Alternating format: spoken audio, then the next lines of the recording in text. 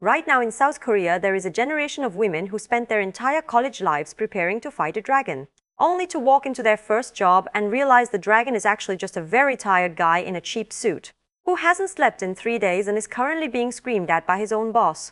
It is like training your whole life to be a professional boxer stepping into the ring for the first time, and finding out your opponent is actually a ghost who is already halfway through a nervous breakdown.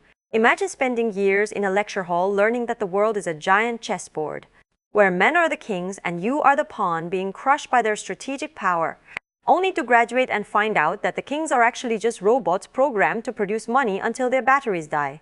This is the massive, awkward, and deeply uncomfortable wake-up call happening across the country, where high-minded theories about social justice are slamming into the cold, grey concrete of the corporate meat grinder. Why would someone spend so much energy building a worldview where everyone of the opposite gender is a secret villain? Well, it actually makes a lot of sense if you look at the raw human pride involved. If you believe there is a massive, invisible conspiracy designed to hold you back, then every struggle you face isn't because the economy is a disaster, or because you're just an average person in a sea of millions. No, it's because you're a hero fighting a system. It gives you a reason to wake up in the morning. It turns your boring desk job into a battlefield. But here's the problem: when you actually get to that battlefield, you don't find a group of men sitting around drinking expensive scotch and plotting how to keep women down. Instead, you find rows and rows of people with death-like expressions, their souls being ground into the office carpet. These men aren't exercising power, they are just trying to survive the next 10 minutes without having a heart attack. The narrator of our story, a young woman who was once a hardcore activist on campus, describes this moment of hitting reality like a bucket of ice water to the face.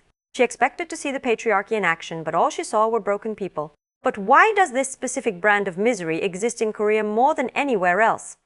You have to understand that this is a society that has optimized itself for output, at the total expense of anything resembling a human spirit. We are living in a pressure cooker that has been turned up to the max for decades. In the Korean office, there is no such thing as community or friendship. There are only rivals for a very limited amount of crumbs. The system is designed to keep everyone so busy fighting each other that they never look up to see who is actually holding the leash. We've turned every single person into a commodity. Your time, your health, your smile, it's all for sale, and the price is getting lower every day. When you grow up in an environment where your worth is tied strictly to your rank and your paycheck, of course you're going to look for someone to blame. The gender war is the perfect distraction because it feels meaningful.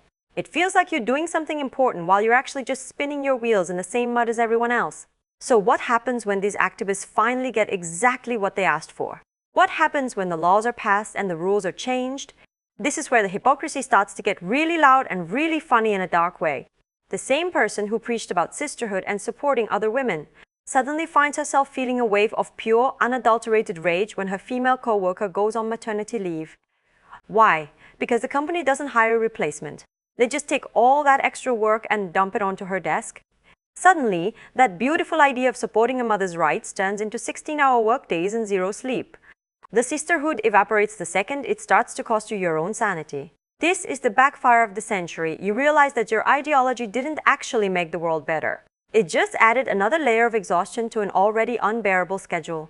You're too tired to be a revolutionary when you have 3 people's jobs to do, and a boss who treats you like a disposable battery. And why is the system failing so spectacularly at fixing any of this? Because the people at the top know that rights are free, but resources are expensive.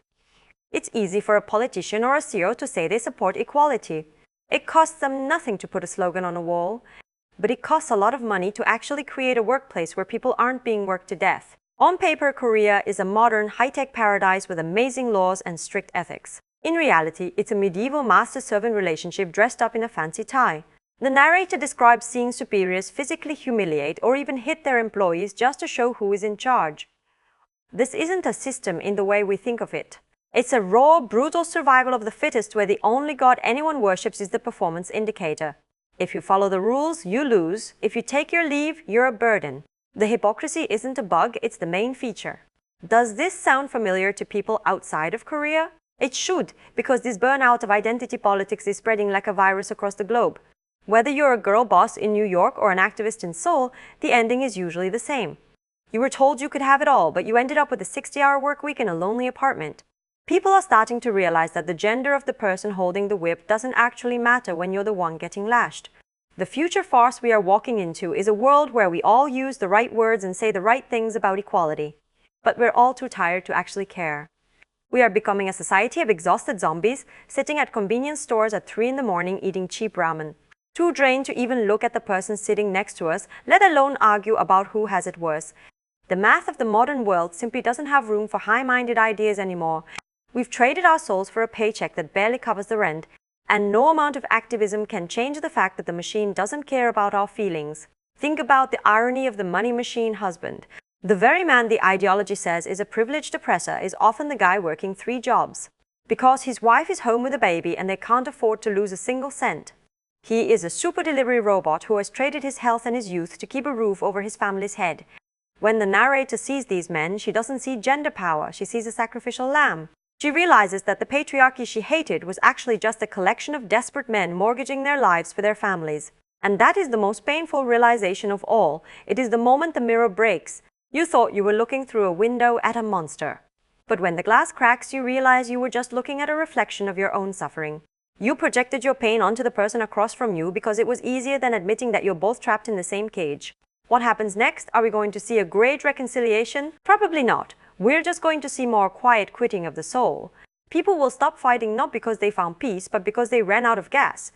Hatred takes a lot of energy, and in a global economy that is constantly tightening the noose, energy is the most expensive thing we have. We are entering an era where reality is the ultimate solvent.